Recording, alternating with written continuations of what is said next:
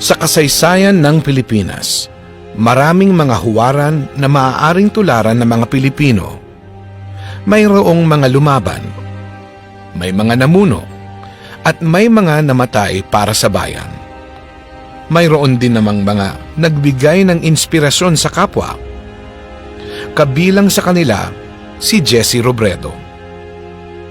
Ipinanganak si Jesse sa Naga noong ika-27 ng Mayo, 1958. Dahil sa pagsusumikap ng kanyang mga magulang, nakapagpundar sila ng ilang mga negosyo.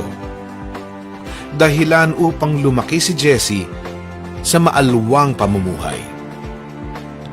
Sa kabila nito, nanatili siyang mapagpakumbaba at may patas na pagtingin sa kapwa. Pinaghusayan ni Jesse ang kanyang pag-aaral. Nang magtapos sa kolehiyo sa Pamantasang de la Salle, Maynila noong 1980, dalawa ang nakamit niyang digring Bachelor ng Agham. Isa sa Inhenyeriyang Mekanikal at isa pa sa Inhenyeriyang Pangangasiwa Pang-Industriya. Noong 1985, nakamit niya ang kanyang masterado sa pangangasiwa ng negosyo mula sa Universidad ng Pilipinas, Diliman, Lungsod, Quezon. Mayroon din siyang masterado sa pangangasiwang pampubliko mula sa John F. Kennedy School of Government ng Harvard University sa Estados Unidos noong 1979. Nakatulong ang mga napag-aralan ni Jesse upang maging mahusay na administrador. Nagsimula siya bilang materials controller sa Carnation, Philippines. Matapos ang 3 buwan, lumipat siya sa San Miguel Corporation. Naging sunod-sunod ang kanyang promosyon doon. Matapos ang ilang buwan, ipinadala siya sa isang planta ng sorbetes sa San Fernando, La Union, kung saan inayos niya ang paraan ng pagbobodega at pagpoproseso ng mga papeles. Bagamat abala sa trabaho, lumahok din si Jesse sa mga protesta laban sa mga kalabisan ng diktadoryang Marcos. Dahil sa pag-asang idinulot ng People Power Revolution noong 1986, naganyak si Jesse na maglingkod sa pamahalaan. Itinalaga siya ni Pangulong Corazon Cojuangco Aquino bilang direktor ng Bicol River Basin Development Program. Pinangasiwaan ng tanggapan ang mga pagpapagawa ng infrastruktura sa ilang mga bayan sa Camarines Sur at Albay. Nang mahalal bilang alkalde ng Naga noong 1988, naging desidido si Jesse na baguhin ang pamahalaan sa lungsod ng Naga. Pinabilis niya ang mga proseso ng pamahalaang panglungsod upang agarang matugunan ang mga pangangailangan ng mga mamamayan. Ginawa niyang computerized ang sistema ng paniningil ng buwis. Tiniyak niyang kakayahan at hindi padrino ang magiging batayan sa pagpili sa mga ipapasok at ipopromote na empleyado sa pamahalaang panglungsod. Pinabuti rin ni Jesse ang pang-araw-araw na buhay ng mga taga-Naga. Nilabanan niya ang sugal at droga. Inilipat ang mga terminal ng bus at jeep malayo sa sentro upang maibsan ang trapiko. At hinikayat ang pamumuhunan sa negosyo sa Naga. Binigyan din niya ng matitirhan at dagdag pang tulong ang mga maralitang tagalunsod. Dahil sa mahusay na pakikisama ni Jesse, madali niyang nahikayat ang kanyang mga kababayan na tumalima sa mga pagbabagong kanyang ninais. Nakihalubilo siya sa mga karaniwang taga-Naga at hinayaan niya ang mga itong bumisita sa kanyang tanggapan. Kapag may sakuna, isa siya sa mga unang tumutulong. Pinahalagahan ni Jesse ang pagtutulungan at konsultasyon upang makabuo ng mga programang pakikinabangan ng lahat. Nagtatag siya ng mga kapisanan upang tuwirang makipag-ugnayan sa mga karaniwang mamamayan. Itinatag din niya ang People's Council na nagpapayo sa pamahalaang panglungsod. Binubuo ito ng mga kinatawan mula sa iba't ibang sektor ng lipunan at ng mga non-governmental organizations. Nakipagkita rin si Jessie sa mga alkalde ng mga katabing bayan at binuo ang Metro Naga Development Council. Layunin nitong makipagtulungan upang umunlad ang kani-kanilang mga bayan. Dahil sa mga nakamit niya bilang alkalde, itinalaga si Jessie bilang kalihim ng kagawaran ng interior at pamahalaang lokal ni Pangulong Benigno S. Aquino III noong 9 ng Hulyo, taong 2010. Bilang kalihim, nagpatupad si Jessie ng full disclosure policy kung saan kailangan ilahad ng mga unit ng lokal na pamahalaan kung paano nila ginagastos ang kanilang pondo. Sa pagkakaloob ng Performance Challenge Fund, nahikayat ang mga alkalde at gobernador na pagbutihin pa ang pamamalakad sa kanilang mga nasasakupan. Iginawad din niya ang Seal of Good Housekeeping sa mga maayos na unit ng lokal na pamahalaan. Pinabuti ni Jessie ang kapulisan upang higit pang sugpuin ang kriminalidad. Nakatanggap ng mas mataas na sweldo ang mga pulis. Dumaming pulis ang nakatanggap ng pistola at dumami rin ang ipinaparonda kaysa dati. Sa pamumuno ni Jessie, nakabili ng mas murang truck ng bumbero, nakapagpatayo ng mas maraming kulungan, at nakapagpa-digitize ng mga record ng mga bilanggo. Sa gitna ng napakarami niyang tungkulin, naglaan pa rin si Jessie ng sapat na panahon para sa kanyang asawang si Lenny at ang kanilang 3 anak na si Aika, Trisha at Jillian. Noong alkalde pa siya, sinikap ni Jessie na makauwi sa tanghalian at hapunan upang makasama silang kumain.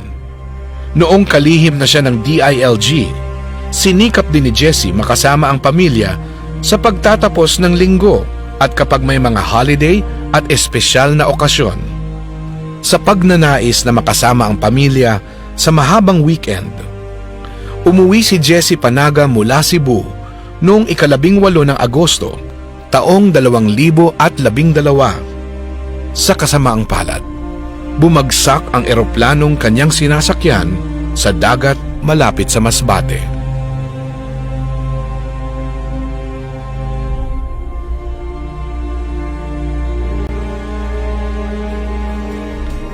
Malaki man o maliit, ginawa ni Jessie ang lahat ng kanyang makakaya upang mapabuti ang buhay ng kanyang kapwa. Ang mga aral na iniwan niya at ang mga pamantayan ng isang pagiging pinuno na kanyang itinakda at isinabuhay ay nananatili sa puso at isip hindi lamang sa mga taga-Naga, kundi ng maraming mga Pilipino. Marami po kaming umaasa na ang pagbabago sa bansang ito hindi lamang manggagaling sa mga taong may tungkulin at hinalal, kundi sa mga ordinaryong mamamayan.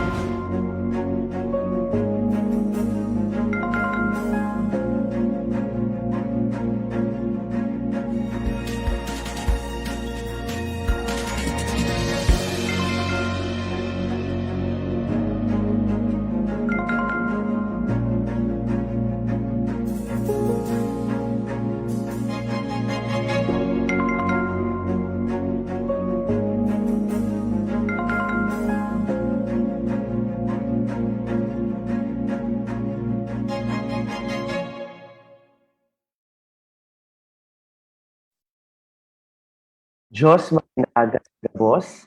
Good morning to all.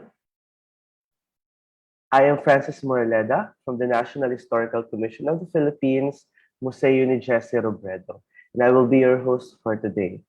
In celebration of the National Literature Month, the National Historical Commission of the Philippines, Museo ni Jessie Robredo, is conducting this webinar about the epic of Ibalong. This webinar aims to give a deeper analysis of Ibalong and identify its socio-cultural impacts in the Bicol region. The Ibalon, also known as Hanjong or Handyong, is a 60-stanza fragment of a Bicolano full-length epic of Bicol region. based on the Indian Hindu epics Ramayana and Mahabharata. It commemorates the Bicolano people's resilience against the typhoons that annually beset their region. It stresses the humble accomplishments and peaceful pursuits of the early Bicolanos, including the implementation of just laws. We hope that through this webinar, we can ignite the interests of the audience in learning more about the richness of the Bicolano culture and literature.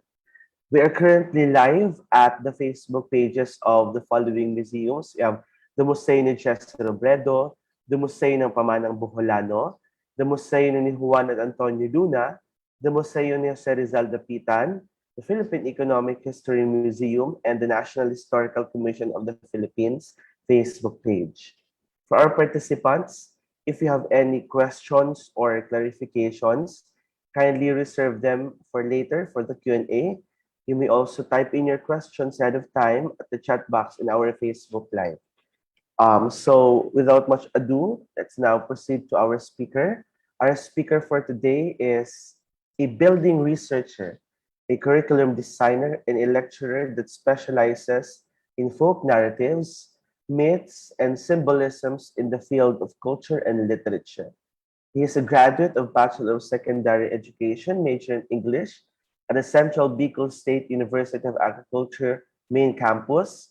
He also has units in Master of Arts in Education, major in English Language Teaching at Ateneo de Naga University, and he is also a holder of a master's degree in English as a second language at the De La Salle University Dasmariñas campus. And he is a consistent academic excellence awardee for 4 terms in the said university. He is a licensed professional teacher and currently works as a Philippine Culture and Heritage Consultant at the FME HR Consulting in BGC Taguig. He's also a contributor at the Aswang Project. Ladies and gentlemen, please welcome our speaker for today, Mr. Robert John P. Pastera. Good morning, sir. Good morning po sa inyong lahat. Marahay na aga po sa inyong tagapos. Ngunyan po, igwa po kita ning before I start actually, gusto ko po i-share sa Indo ang sarong hapot na tigahapot sa kukan mga tawo permi. As in, ini day pong lagi siya tinatanong sa akin on every opportunity na malaman ng mga tao that I do work for Philippine mythology and folklore. Ang tanong na to, ang lagi nilang tinatanong is, ano ang silbi ng Philippine mythology? Ano ang silbi ng folk literature? Mapabisto po muna giraray ako.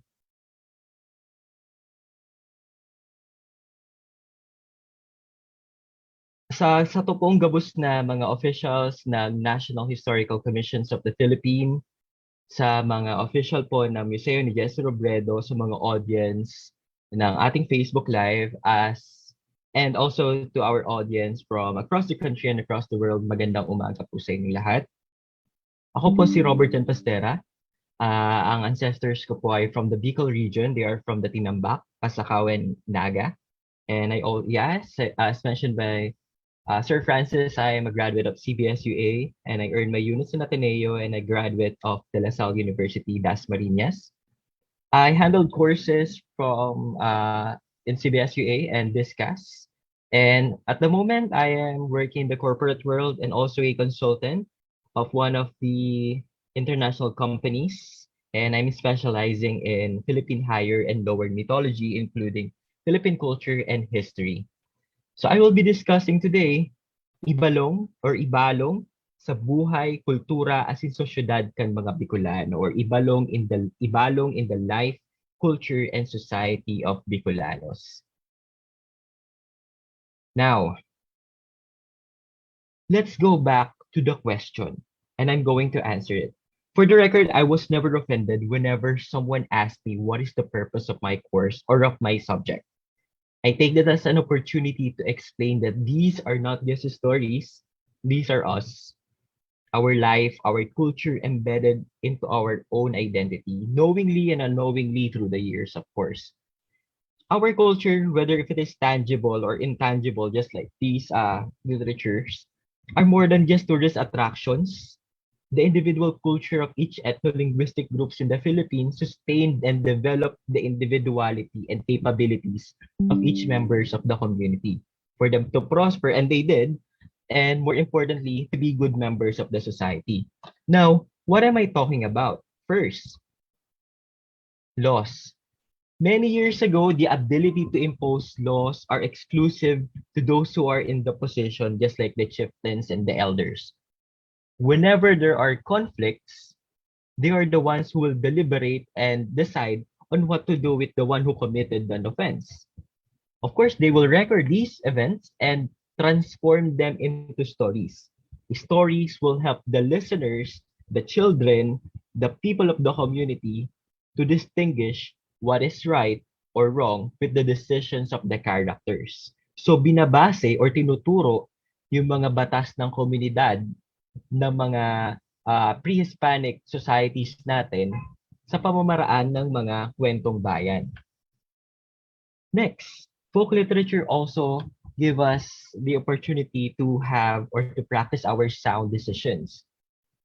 There are always conflicts in stories. What more in the folk tales of the Philippines? However, these conflicts doesn't just make the stories interesting. It teaches us and trains our children how to make sound decisions when conflicts or difficulties are encountered.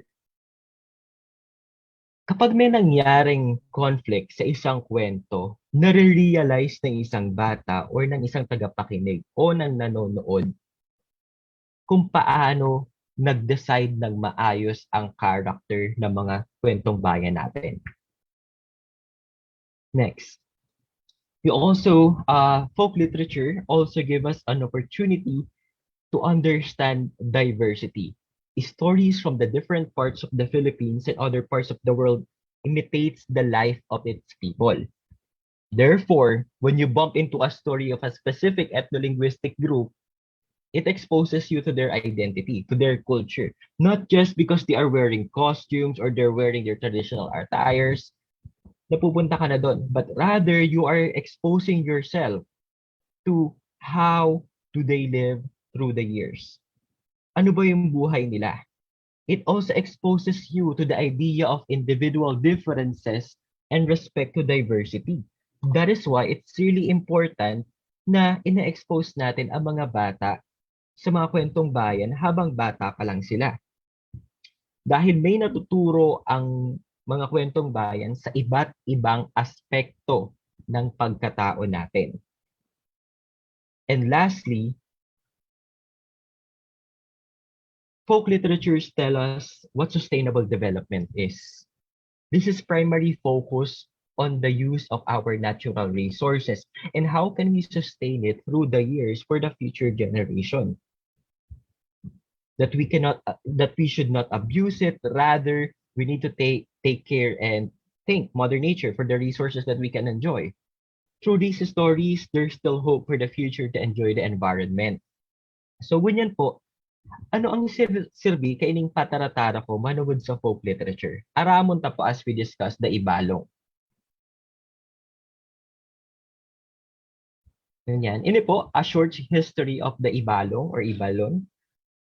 It is said to be a fragment of a longer story, but it's now like a 60 stanza folk epic, anchored to the Indian Hindu epics Ramayana and Mahabharata.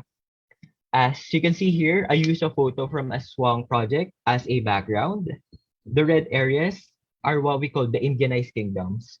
So these are the places that were heavily influenced by India, and I highly suggest that you visit aswangproject.com for more information about Indianized kingdoms, because I guarantee you will enjoy it.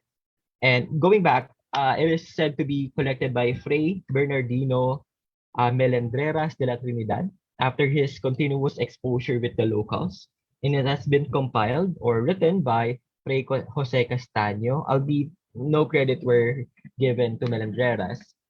And after that, the Spanish version was noted by Castaño but published in Madrid by Wenceslao Retana in 1898.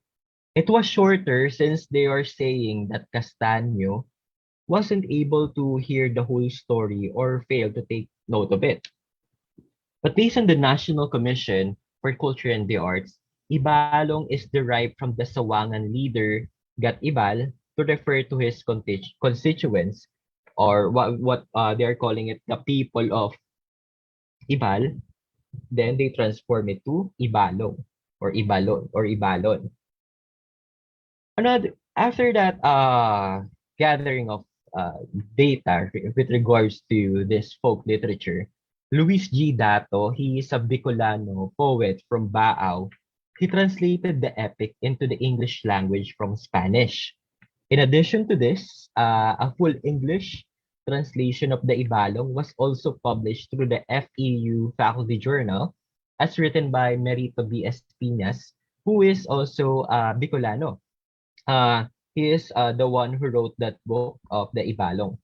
Now, recently, Mr. Dominador and Mapacaido Jr. from Kamaligan, he wrote the Castaño manuscript and translated the significant parts of the breve noticias acerca del origen, región, creencias y supersticiones de los antiguos indios del Bicol in 2019 to the Bicol language.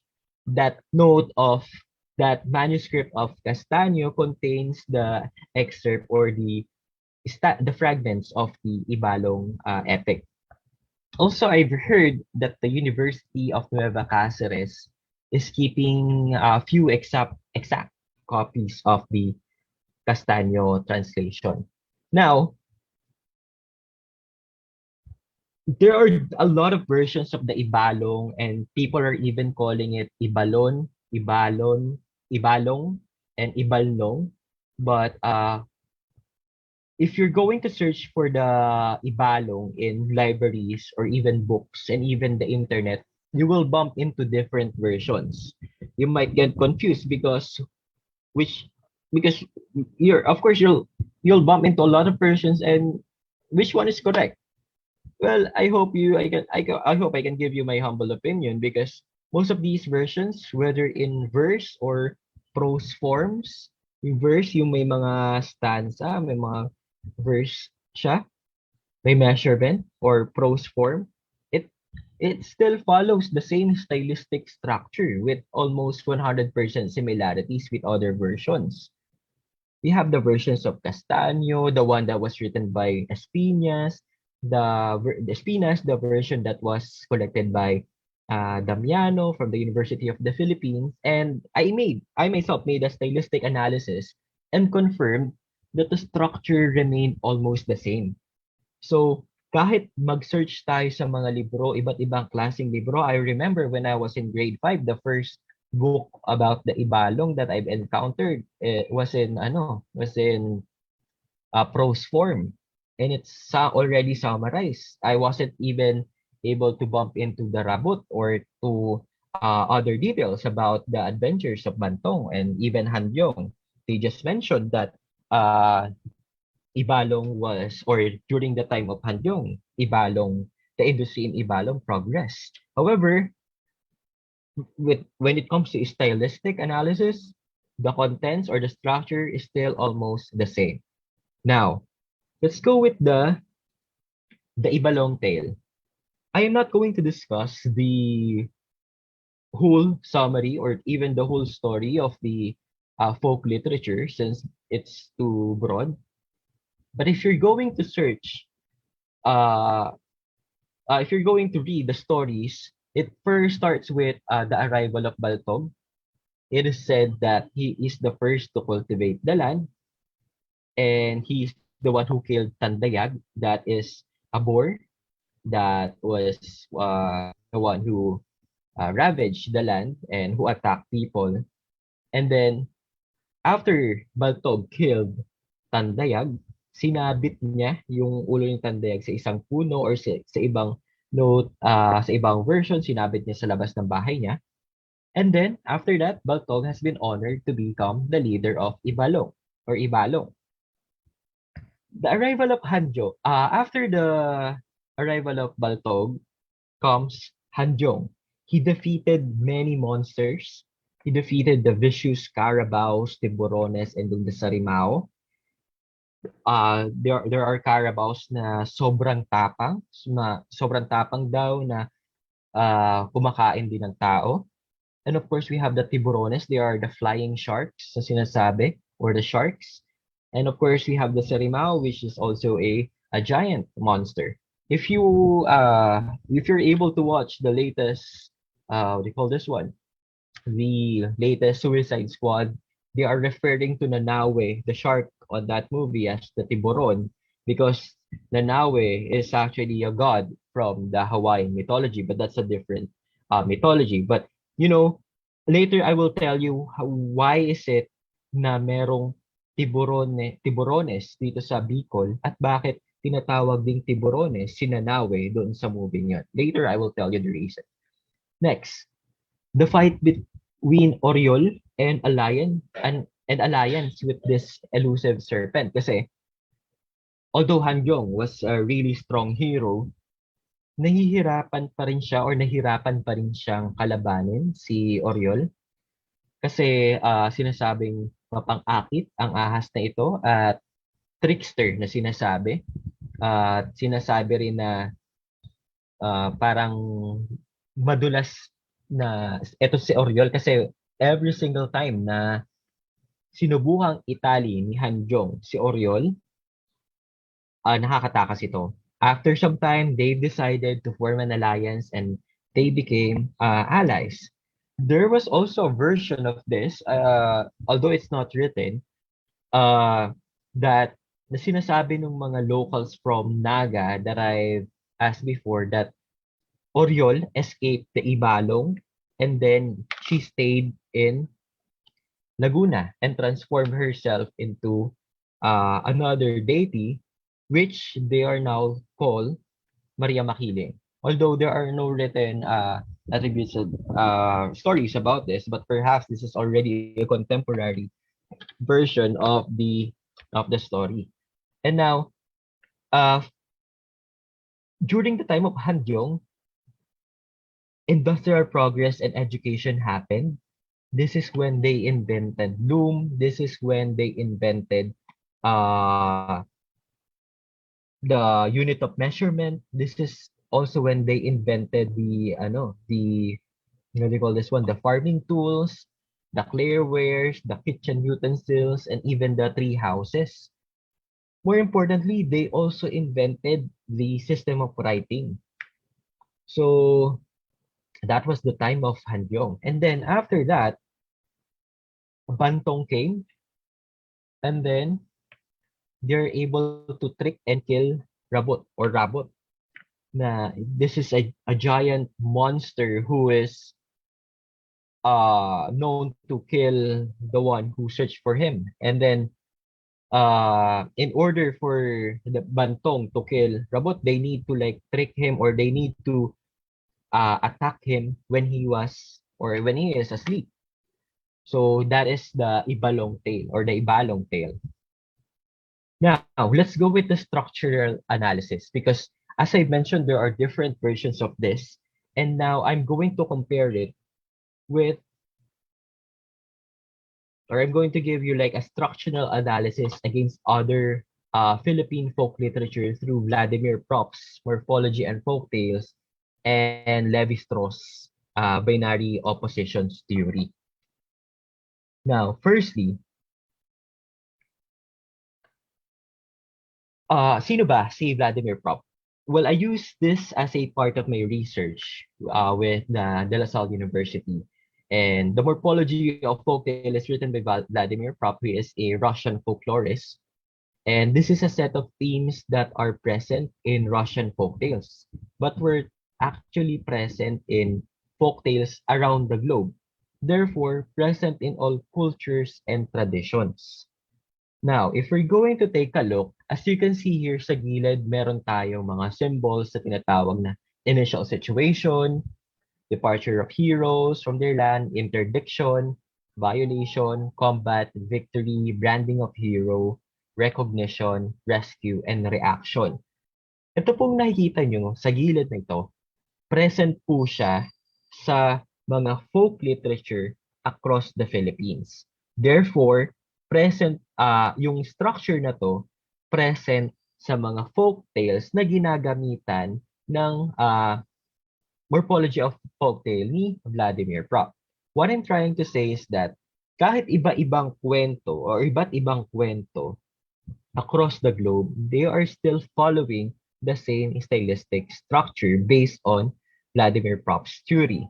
Now, let us take a look kung yung Ibalong ba nagfo-follow ng structure na to.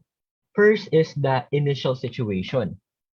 Sa initial situation, sinasabi na ang Ibalong it's a wealthy and fertile land. Sinabi na pagdating doon ni Baltog, sinabi na napaka-rich ng lupain ng Ibalong. So, what he did, he cultivated the land and then planted crops. Another narrative that we can say is the departure of heroes from their land. Umalis si Baltog and si Handyong from their land of origin and they arrived in Ibalong. Next, there are interdictions and violations. These are warnings about the man-eating boar, oriol, and then the rabot. So, winawarn ng mga winarningan ng mga other characters yung mga heroes natin about how strong Tandayag is, how good of a trickster Oriol is, and how strong Rabot is. But still, our heroes have decided to violate the warnings of our heroes or the warnings of other characters. Now, if we're going to move forward, there are also combats na tinatawag kasi nagkaroon ng labanan between our heroes, nagkaroon ng labanan between heroes and monsters. Nagkaroon ng labanan between our heroes and monsters, and then nagkaroon naman ng victory. So, nagkaroon sila tuloy ng brand na, itong character na to, or itong hero na to, o itong taong to, he is now a hero of Ibalong. So that is the combat, victory, and branding of the hero. Hindi kasi sa mga kwentong bayan ng Pilipinas, hindi ka nila-label as someone na may mga achievements na basta-basta unless otherwise the society saw you did your acts or did your actions. Unless otherwise nakita ng mga tao na may ginagawa ka talaga or na may na-accomplish ka talaga, hindi ka nila malilabel or mababaran na hero or nakatulong nila. Next, there was a recognition. After Baltog killed Tandayag, he has been recognized as the leader of the Ibalong.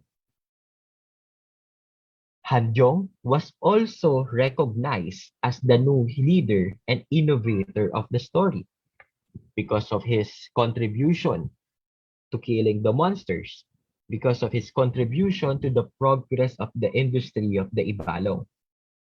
And of course, Bantong has also been recognized as the new hero through his trickery of the Rabot or through his technique in killing Rabot. Now, another narrative is what we call the rescue. When Baltog can no longer fight or needs assistance, Handyong came to assist. And then when Handyong needs help, Bantong helped him. Later, I will tell you what are these. Paano natin makikita itong mga narratives na to at anong silbi ng mga narratives na to sa mga kwentong sa buhay-buhay ng mga Bicolano. Now, the last one is the reaction. The reaction is when a hero reacts to the agent or adversary. It is when Baltog killed the boar, he placed its head on a tree near his house. It's Handyong fought with Oriol but managed to get her help.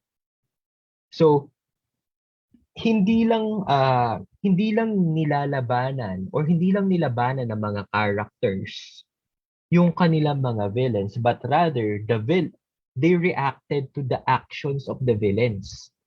Because hindi tayo yung parang hanap-away na tinatawag, yung mga characters natin na naghahanap ng away, na pupunta sa isang lugar para patayin. Hindi tayo ganun.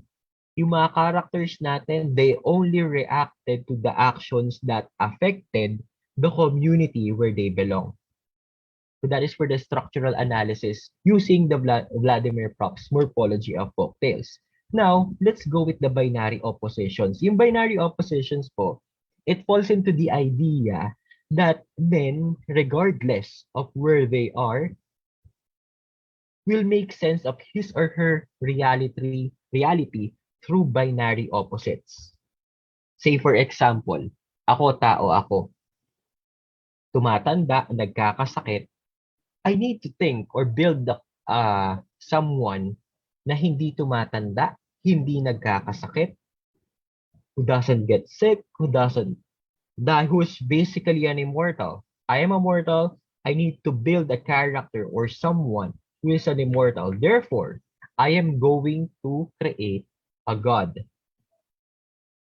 So, binary oppositions defines the reality of the people in the community. Ang ibig sabihin is, kapag may nakitang isang bagay ang isang tao, mag-iisip na siya ng katumbas nito or ang sinasabi niyang opposite nito.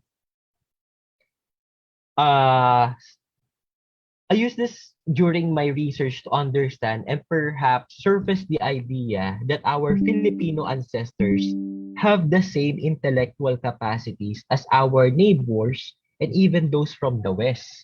Because the common misconception, especially in the curriculum here in the Philippines, is that we're always romanticizing and glorifying the mythology and folk literature of other countries, not knowing, forgetting even, that our ancestors have the same intellectual capacity, whether if it falls into the theory of Levi-Strauss when it concerning binary oppositions, or Carl Jung, the theory of dreams. So, ito binary opposition, sinasabi na kapag may isang bagay na mahina, merong malakas. Kapag may isang bagay na mabuti, merong masama. So it tells the story of different people. Now, what am I trying to say? Let me elaborate further. First one, the giants versus small. Magkaiba ang higante or ang malaki, dambuhala, sa maliit. This happens when the heroes were against monsters. Mas malalaki sila Tandayag, mas malaki sila Oriol, mas malaki sila Rabot. But still, the heroes were able to defeat them or form an alliance with them when it comes to Oriol. Next, the truth versus deceit. Because in the concept of heroism, most folk literatures will always paint the heroes as someone who will attack during the day and then fight hand in hand with their villains. However, in the Philippines, folk literature in the Philippines, mautak, matatalino yung mga heroes natin, and present yung konsepto na yon dito sa kwento ng Ibalong. Because heroes are using different techniques to defeat the monsters. Say for example, dahil nahihirapan sila Bantong or sila Hangyog na matalo si Rabot o si Rabot, ginagawa nila, pinapatay nila yon or pinatay nila siya habang natutulog ito. Nagtago sila on some prose form, nagtago daw sa likod ng puno or nagtago sa mga halaman, nagpanggap na halaman yung mga heroes natin, si Bantong. together with his men in order for them to kill Rabot.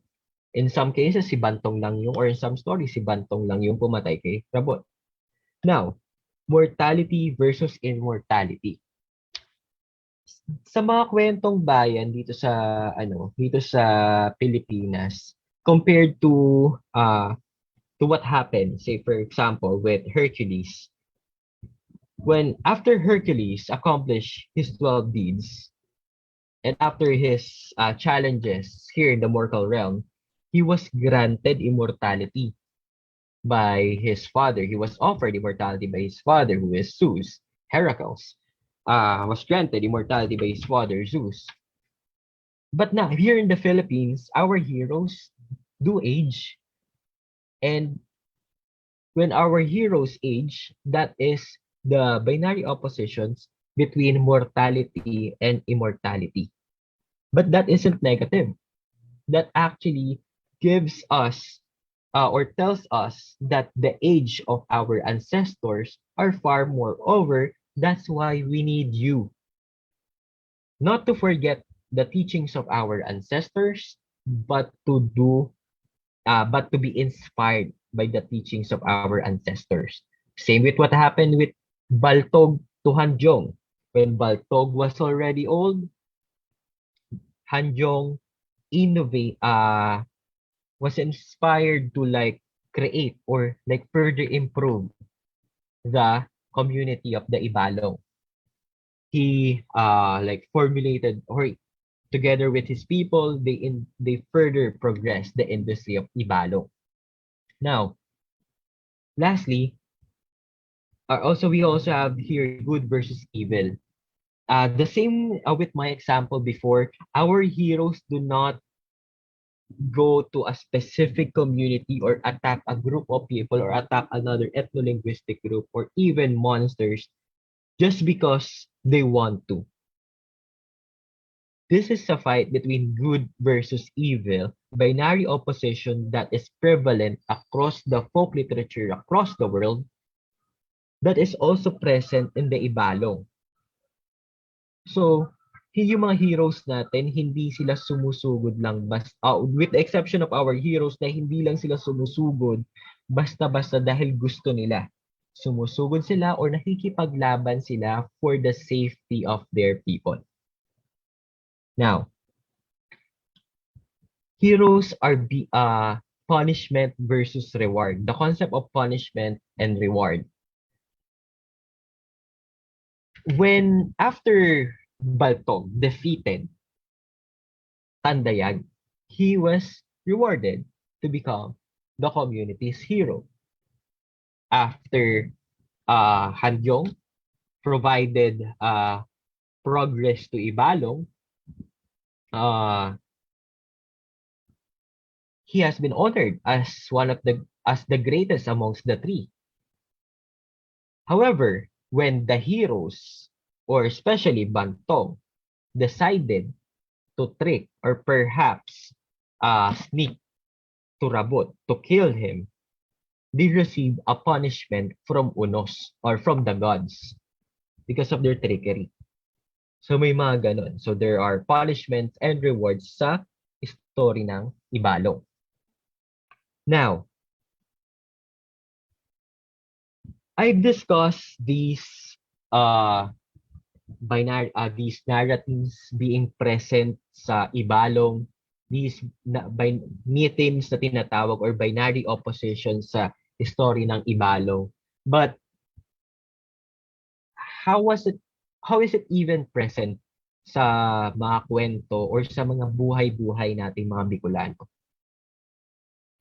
First, Ibalong sa individual na buhay ng mga Bicolano. This concerns our personal values. Now, what are the impacts of Ibalong to the individual lives? Again, to our individual values as a person and as a functioning member of the society. First, our heroism. Perfect examples. Yung mga the 15 martyrs of Naga. The three heroes serve as models for an ideal Bicolano and Bicolana.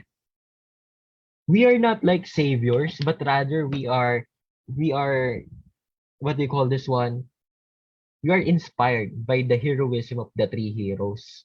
Kaya maraming mga bayani sa Bicol. Perfect example, if you go to Naga City, sa plaza, there's the 15 Martires. They stood up against the oppressors. They stood up against the colonizers.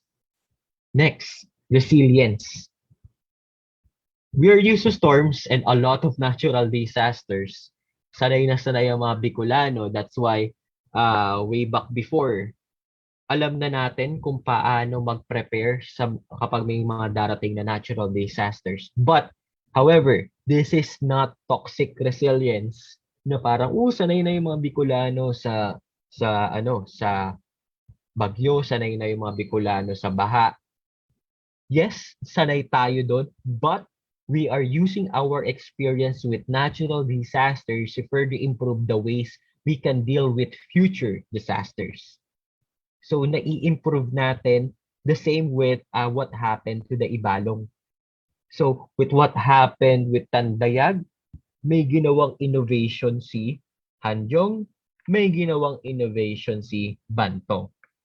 So, dun ang isa sa mga origin na pagiging resilient ng mga Bicolano. And again, it's not toxic resilience, but rather we are using our experiences to further improve on how are we going to deal with natural disasters. Meron na tayong mga programs and of course the what do you call this one? The offices for the natural disaster and reduction the National Disaster Reduction Councils. Thirdly, we also have the idea of ingenuity. The Bicolano people are known to take advantage of our natural resources for various use. We can build boats, farming tools out of like sticks.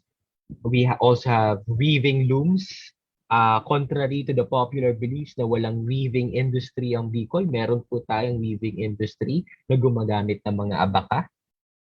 We also have claywares, kitchen utensils, tree houses. There are also, at the moment, past few years, like 2015, 2016, 17, marami po tayong mga young scientists from the various schools from the Bicol region. Special mention yung mga young scientists from the CBSUA, young scientists from Discas, young scientists from the Camarines Sur Science High School. We also have young scientists from Kamhay. So, yung pagiging pagiging genius ng mga Bicolano, kasi na-inspire tayo ng mga kwentong bayan katulad ng Ibalong. So, next, courage. Ito. The Bicolanos are known to be one of the most courageous of all. Sinasabi na very passive, mababait ang mga Bicolano. Mababait ang mga Bicolano pero matatapang. May paninindigan. When it comes to paninindigan, prinsipyo, we stand out. I mean, if we can face natural disasters kasi, what more are man-made disasters? The thing is, the Bicolanos are the first to resist. What if the first to resist foreign occupations? Also, we have a Bicolana who is fighting for the future of the whole Philippines at the moment. She is fighting for the future of the whole Philippines against one of the most notorious political family in the Philippines. Excuse me for being political, but this is courage that I am talking about. Now, we also have Ibalong for the culture of the Bicolanos. The Bicolanos are known to be very religious, as told by historian Teodoro Agoncillo. This means that we honor and glorify God through the intercession of our saints, and most especially to the Virgin of Peña Francia. Thus, we're celebrating the Peña Francia festivities. Through the accounts of the Ibalong, we believe that there are higher powers who will bring hope to the land of Bicol. Yes, We were ravaged by monsters. We were ravaged by Oriol. We were ravaged by the Rabot. However, we have the faith that there are divine interventions. Therefore, Baltog came, Hadyong came, and then Bantong. The Ibalong Festival in Legazpi imitates the characters and the villains of the story Ibalong. Although, of course, there are historians who are saying that the location of the Ibalong is in Sorsogon, the people of Legazpi are still continuing their festivities. Next, this is very important because we are an agricultural country. Sustainable farming. We have the CBSUA, PSU, BU, and other universities who are conducting thorough research in sustainable and organic farming. Kasi way back before, our ancestors, they do not abuse the land. They rather give back to the land. Hindi nila inaabuso yung mga lupa. And therefore, that's why Ibalong progress. When Baltog came, nakita niya na maganda yung lupa, tinulungan niya yung mga tao to cultivate the land. Ngayon, fast forward, ngayon, meron tayong mga research at mga studies that will help us further sustain the land here in Bicol or in Bicol. Meron din tayong mga research about the bees, about a lot of research in agriculture and animal sciences. So yon. As of course, I mentioned our culture when it comes to weaving. Just like what the story told us, we taught ourselves to weave, and now we have weaving communities that uses abaka and other natural resources as form of art and industry. I went to South Cotabato last March, I think. Yeah, last March I went to South Cotabato and I saw the weaving communities of the Tiboli tribes at sobrang ganda. Why? Bakit hanggang ngayon meron pa rin mga dream weavers na tinatawag sa Tiboli? Sa South Cotabato, sa Tiboli tribe. Kasi meron silang schools for living traditions na tinatawag na parte ng curriculum nila yung mga kwentong bayan, parte ng curriculum nila yung weaving. That's why hanggang ngayon lagi pa rin silang natututo, yung mga bata natututunan nila. And I even interviewed people in the Tiboli tribe because that's part of my job as a consultant. Na sinasabi ng iba na nung bata sila hindi nila na-appreciate kasi parang sinasabi they want to be modernized, but as they grew up they tend to realize that these are really important. Yung kultura nila ng weaving, yung kultura nila ng mga kwentong bayan, these are really important, not just for tourism, but of course for the sustenance of their culture itself. Now, let's talk about Ibalong naman sa sosyedad ng mga Bicolano. When it comes to laws and governance, as I've told you before during the introduction of my topic, ang folk literature, doon nanggagaling ang pre-Hispanic laws. So, we have a lot of, we were inspired by the Ibalong when Hanjong gave laws to the land of the Ibalong. They invented laws. So, ngayon, through the years, we had and have a lot of notable personalities who became part of our national government. Because we strongly believe that we are well equipped with values and traits that can help the whole country. We are no saviors, however, we know how to work with the common people. Just to clear this out, we are not painting ourselves as saviors. We are not painting ourselves as like the sole heroes, but We know we serve the country because we know how to work with the common people. Of course, primary example si Ma'am Lenny Robredo, si Sir Cheese Escudero. Of course, the late Sir Jesse Robredo na nakita ko na naglalakad during trastasyon. Nakita ko kung paano siya mag-deal with natural disasters before sa Naga. Of course, we have the Senators Joker Arroyo and Raul Roco na hindi questionable ang record sa Senate. Na they live very honorable lives. We also have advocates. Everyone inspires sa Bicol kasi everyone inspires everyone whenever there's an opportunity eh. Kahit sabihin natin na masyadong busy yung mga Bicolano, maraming ginagawa, we still find opportunity to inspire each other.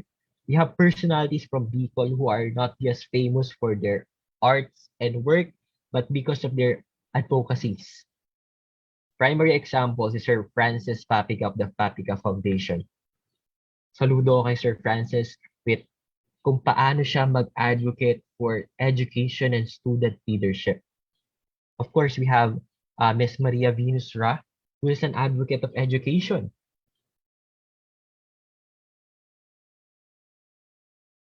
I would also like to emphasize the Bicolano people during various community events. Kapag may gathering sa Bicol, like maraming tao, yung mga bahay na madadaanan, lagi silang nagbibigay, yung mga tao lagi nagbibigay ng pagkain, inumin, pahingahan, pamaypay.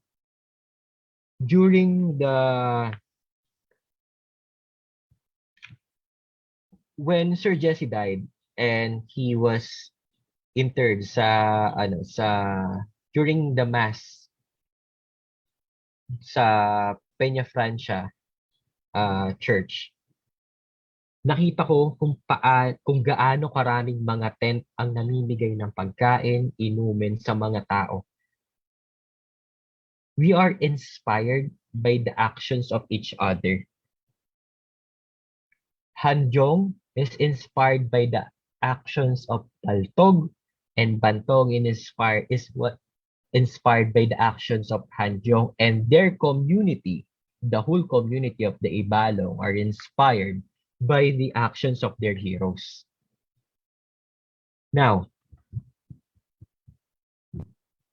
lalabas tayo sa Naga, pupunta tayo dito sa Manila, lalabas tayo sa Legazpi, pupunta tayo sa Cebu, lalabas tayo sa Camarines Norte, pupunta tayo sa ibang bansa.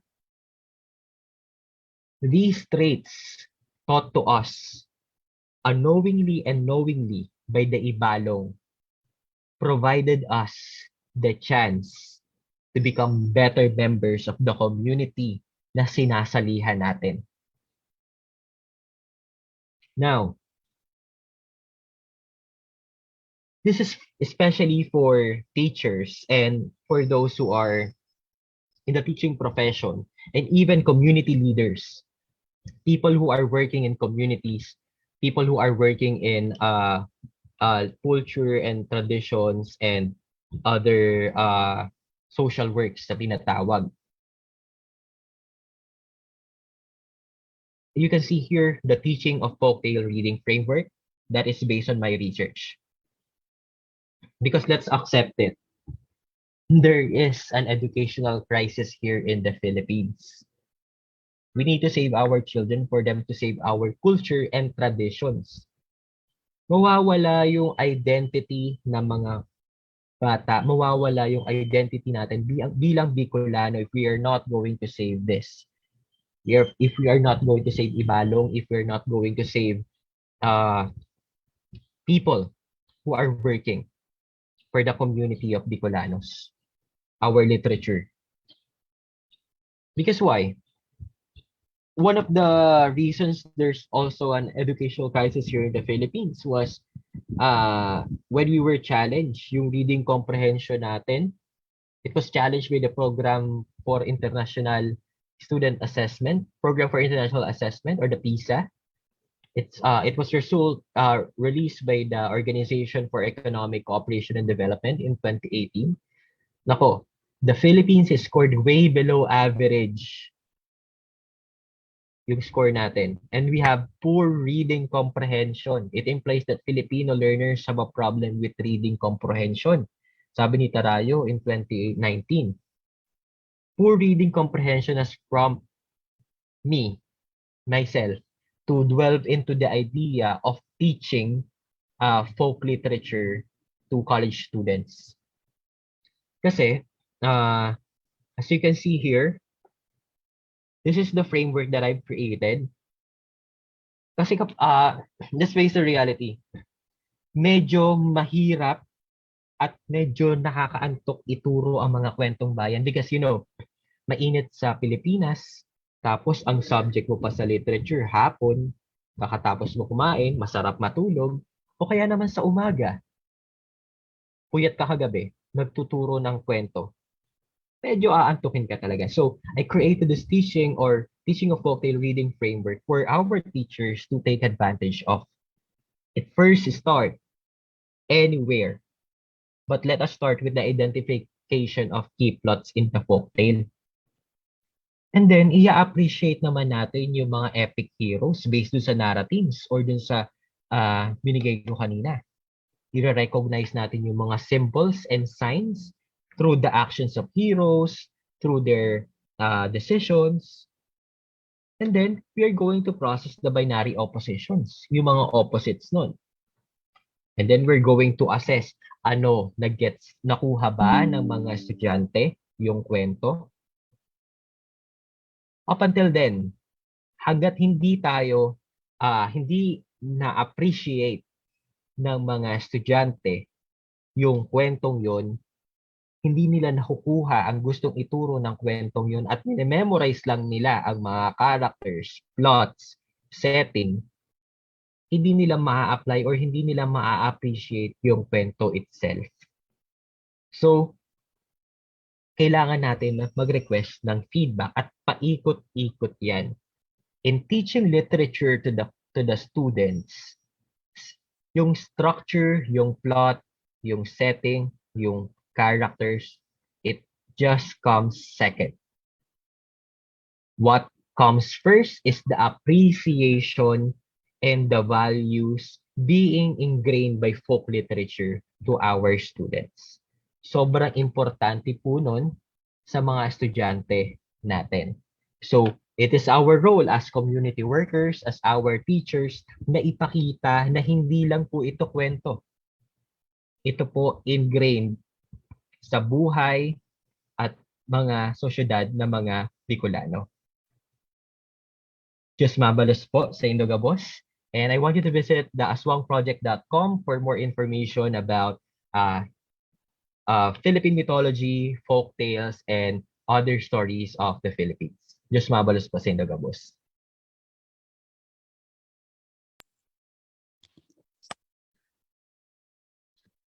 Marhay na aga giraray, Sir Rob, and good morning. Ay naaga po. Sa tuyang ay good morning again sa ating mga taga-panood sa iba't ibang Facebook pages ng ating museum sa National Historical Commission of the Philippines. Magandang umaga po sa ating lahat. Siguro po bago tayo magtungo sa mga katanungan ay nais ko lamang pong batiin ang ating mga nasa FB Live ngayong umaga. Yan po. Si Binibining Erica May Bantayan, Araha Tubal, and Mr. Roy Dolor. Magandang umaga po at sabi ay maganda ang discussion na iyong nasabi, Sir Rob. Yan. Magandang umaga po sa ating mga taga-panood ngayong umaga. Ayan, sir. So ito pong katanungan pong ito ay from ay anonymous person.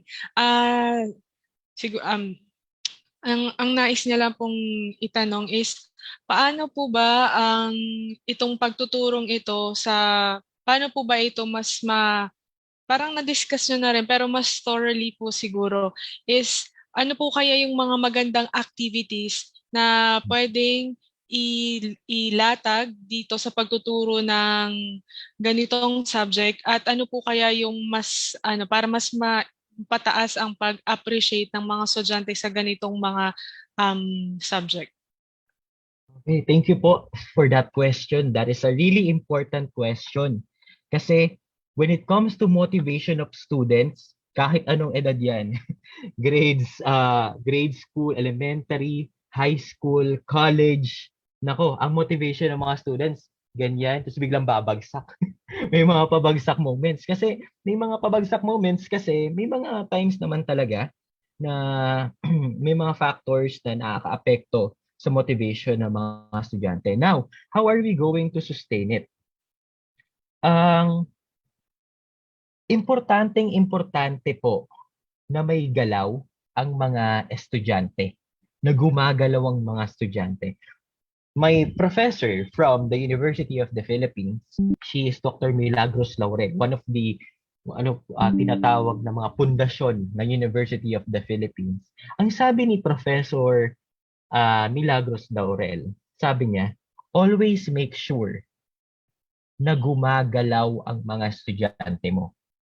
Always make sure na may reaction ang mga estudyante mo, whether if it is a positive or a negative reaction.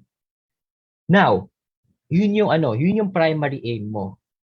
Paano mo mapapagalaw ang mga estudyante mo? Paano mo sila mapapareact? You innovate, create activities. Say for example, if we're going to discuss ibalong or ibalong, pag-costumin mo sila. Right? Pag-costumin mo, kahit anong edad, from elementary, mas mag-enjoy yung mga elementary students kasi sobrang na-appreciate nila kapag may arts and crafts. So, pag-costumin mo sila, tapos, kuwari, if you're going to discuss that character, call that students. So, yung simpleng pagtayo ng estudyanteng yon marks a specific neurological function that makes him remember the significance of that story. So, tumayo lang siya, ay, naalala ko, nung ibalong, dinidiscuss namin yung ibalong nung bata ako. Tumayo ako kasi nag-costume ako ng handyong. That is one example. Another example, manood kayo ng mga videos ng mga musical. Say for example, may musical ang ibalong, may musical yan. And then, habang nagkikwento kayo, patugtugin mo, yung simpleng pakikinig sa mga gandang musika na yun, mapapasabay sila. It makes the story memorable for them. Another, when kahit sa mga college students, ako when I was still teaching in CBSUA and BISCAS, ang introduction ko sa mythology and folktales, binibigyan ko sila ng assignment. Can you please ask your local people, mga tao sa mga lokalidad nyo, ano yung mga kwentong bayan? Ano yung mga kwento-kwento, mga pataratara na tinatawag? Ano yung mga kwento-kwento sa inyo na parang, of course, sinasabi na hindi naman totoo, pero ano yung mga kwento na parang sinasabi nyo nakakatakot? So, kapag bumalik na sila sa klasiko, these are education students, kapag bumalik na sila sa klasiko, they get to realize that these stories tells something about their community. Therefore, makaka-relate sila sa discussion. Therefore, since nakaka-relate sila sa discussion, masusustain yung motivation nila. So, importante po na yung 3, yung affective, yung cognitive affective, tapos psychomotor, sama-sama po siya sa pagtuturo ng literature. But as my professor from the University of the Philippines emphasized, importante po na may galaw ang mga estudyante. Kasi kapag may galaw ang mga estudyante, mas na-appreciate nila at mas nare-remember nila ang mga kwento. Yan po. Thank you so much, sir. Tama naman po talaga. Yun po ay foundation ng ating sa education. Dapat ay mailatag po yung lahat. So, sana po sa ating mga tagapakinig na mga guro ay may kapulutan po kayang dagdag na kaalaman. So, alam ko na fully equipped na sila nung kanilang, siguro kailangan lang a little bit of spice para mas ganahan ng ating mga estudyante na matuto ng ating literature, Philippine literature. Ito po, Sir Rob, ay katanungan from our viewer from Facebook Live by Miss Lourdes Vera Mercado. Question is, opinion and the difference between Philippine mythology and other culture when it comes to mortality and immortality, like Hercules being granted immortality as reward and Baltog or Hadyong growing old and having successor. What kind of teaching can we get from those endings? Okay. Thank you, Lourdes, for that question. First, let us ilatag natin yung kwento ng ni Heracles, and then yung kwento nila Handyong, Baltog, and Bantog. Si Heracles, he is like a demigod. And then sila Bantong, Hanyong, si Baltog sinasabi na tawong lipod na tinatawag. But of course, as parang they are equipped with supernatural strength as well. Now, what is my opinion when it comes to the mortality of immortality of these two characters? Actually, there's no significant difference na tinatawag or na value na dinadagdag ang pagiging immortal ng mga characters. It's just that what are their actions during the entire tale. What I'm trying to say is that yes, Heracles became immortal, and then Hanjong and the Ibalong characters died. But the thing is, these characters still gave value to the story. So the difference between these characters is concerning the binary oppositions or the mental, what do you call this one? The mental process of the people from the Western world or from Europe with the Philippines. Sa kanila, they want to perhaps immortalize the characters based on the idea that these characters are living or one with their gods. While here in the Philippines, we are seeing that these characters already contributed to the community of the Philippines, already contributed to their society. However, they still died, and that is okay. Kasi we are seeing na tao lang sila, lilipas at lilipas, and as what I said before, that the idea of mortality here in the Philippines isn't negative. The idea of mortality here in the folktales in the Philippines tells us that the next generation will profit from the ideas of the previous generation. Na itong mga paniniwala na to, itong mga inventions na to, tumanda, mga contributions na to, tumanda, na-accumulate yung paniniwala ng mga tao. At ito, hindi siya actually namamatay. It transformed into another set of beliefs. Be inspired by the previous generation, and then itong mga bagong beliefs na to, ginagamit na siya ng mga tao. So yung konsepto ng paniniwala ng mortality with the Western world and here in the Philippines is not that significantly different.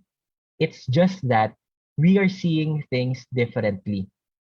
Na immortal sila, mortal kami, pero ano yung nagawa ng mga characters na to throughout their stories. So yun po. Ayan. Thank you, sir. Sana po na nabigyan ng magandang kasagutan yun ni Sir. Pero sa pagkakaintindi ko talaga, it is about yung pagkamatay ng isang tao ng kahit dun sa kwento ng epiko ay talagang natural na nangyayari. At ibig sabihin po noon, sa aking opinion naman, is yung ating mga ancestor nung panahon ay bukas sila sa kaisipan na talagang ang buhay ay nagtatapos at yung mga bagay na nagawa mo at the present or at sa kung ano ka nung nabubuhay ka ay talagang makakaapekto dun sa mga taong susunod sa'yo at sila rin yung magpapatuloy nung mga maganda mong ginawa. And it would be a cycle na hanggang sa ngayon is kaya mayroon tayong discussion. Kasi itong kwentong ito ay nagpasalin-salin, isinulat at may mga nag-aaral at nag-share nito at napakaganda pong isipin na ganun talaga ang buhay. At hindi tayo matakot na tayo ay mawawala sa mundo. Mas matakot tayo na habang nandito tayo, wala tayong ginagawa. Yes, definitely. That's definitely my point, ma'am. Thank you for explaining it on your side. Also, I would just like to add na here in the Philippines, we do not fear death. There's even this story na we are actually given, the Tiboli tribe, we were given the chance to go back dito sa mortal realm. But the soul still decided to leave because it's what we call, it's not like a sad place to go to, but rather a place that the person deserves when he is still living. So importante na ma-realize natin na our ancient Filipinos do not fear death, but rather they are like honoring the idea that their time has passed, and what's important, kung ano yung ginawa nila when they are still alive. Yan po. Thank you, Sir Yan. So, napakaganda naman na realization yan sa mga nakikinig dyan. Ayan po, sabi po ni Miss Lourdes is thank you for the great answer. It's more of the deeds they have done for the people and next generation. The reward is for life for future generation. Yan nga po. Yan. Thank you, Miss Lourdes, sa iyong katanungan at sa iyong mensahe kay Sir Rob. Ayan po, meron po pa po tayo dyan mga katanungan. Bago po tayo magbigay ng sunod na katanungan kung meron pa is mga pagbati mula po sa ating mga tagapanood. Ayan kay Sir Romualdo Romel Perez. Yan, nag-message po siya sa akin. Gusto niya pong magkakaroon sila ng art show dito sa Museo ni Jesse Robredo or in Naga City and gusto nilang i-highlight itong topic mo, sir. Yan. So makikipag-connect itong si Sir Romel from the Salingoy Art Group for sure po. After our talk. So in the future discussion po ito. Ay magandang umaga rin po sa ating mga tagapanood sa ibang mga museo.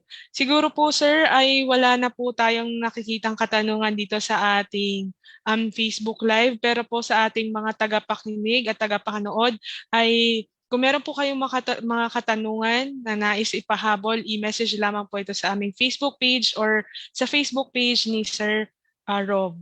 And so ang Facebook page niya po ay Rob Pastera. Ayan.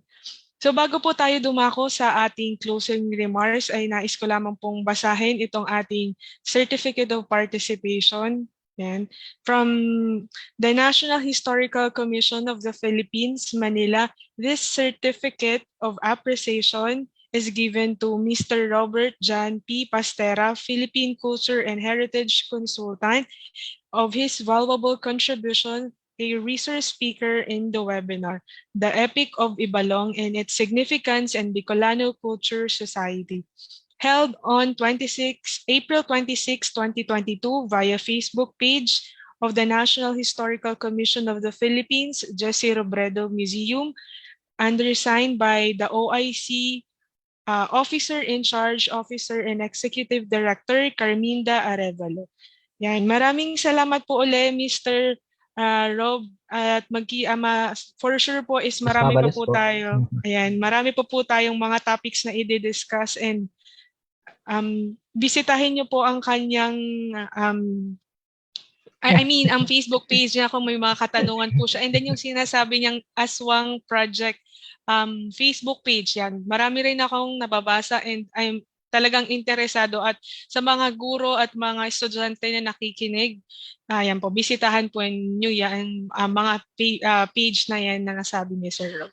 Thank you, sir. Maraming salamat po and just mabalos yan. For our closing remarks, and I just want to remind our participants in Facebook Live that please answer the evaluation form in order for you to receive the e-certificate or the e-certificate. And then I want to thank Before we conclude our program for today, we would like to thank for some people who made this lecture possible. First, we thank our speaker, Mr. Robert John Pastera, for your time and your experience and knowledge Thank you po. sa pag-share po dito, and for the time for today. So we also thank the NHCP led by the OIC Director, Carminda Arevalo, and the Chairman, Dr. Rene Escalante, of Chief of the History and Education Division, Ms. Gina Batuhan, and our supervising HSDO, Mr. Brian Anthony Paraiso, and our colleagues in the Museo ni Jesse Robredo, at the same time to the 27 Museum of NHCP. And I just want to invite the viewers to please check the Facebook pages of the National Historical Commission of the Philippines for more webinars and more activities. Again, thank you very much everyone for watching this webinar, and have a good day, and just mabalos po.